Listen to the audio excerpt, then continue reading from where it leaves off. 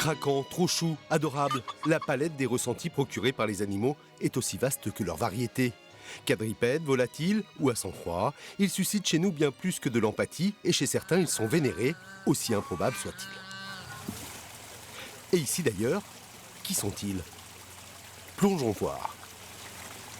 Blanc, rouge, noir, orange, voici des carpes koi, ces fameux poissons si réputés, issus du Japon. Attends. Ouais, c'est bon. Prends le cul. Ouais, c'est bon. Là. Alain et Pierre en sont fans depuis plus de 30 ans. C'est un beau bébé. Ça s'appelle une chagouille. Cette carpe au joli maillage orangé est apprivoisée. Elle a 8 ans et mesure 70 cm.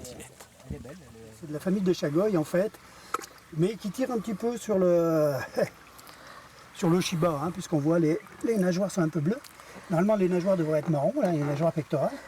Elles sont un peu bleues, la nageoire caudale aussi. Deux passionnés au point de s'être rendus au pays du soleil levant pour admirer les plus beaux spécimens.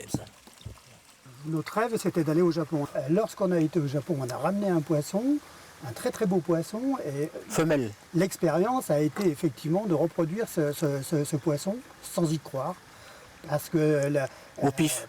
Au pif, et effectivement, ça a très très bien marché. Non seulement ce poisson a reproduit la première année, mais ensuite on a eu des petits qui étaient aussi beaux que ceux du Japon. Il y avait les koi mâles et on a ramené la koi femelle. Voilà, pour la mettre. Et en fait, nous deux, on a fait des petits, quoi. Voilà. Un voyage époustouflant. Ils ont eu la chance de visiter un élevage désormais inaccessible. Le nourrissage de dizaines de milliers de carpeaux témoigne de la dimension qu'a pris cet animal dans le pays. Dans le top du top, il y a des carpes qui sont excessivement chères.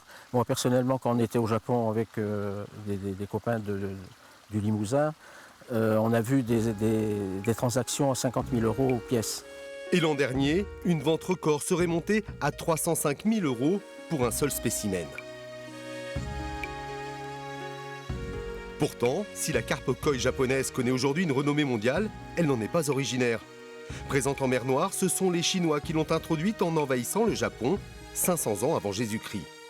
Et c'est là qu'elle est devenue un symbole national. Ça représente l'amour, la virilité aussi. Au départ, ils se nourrissaient des carpes.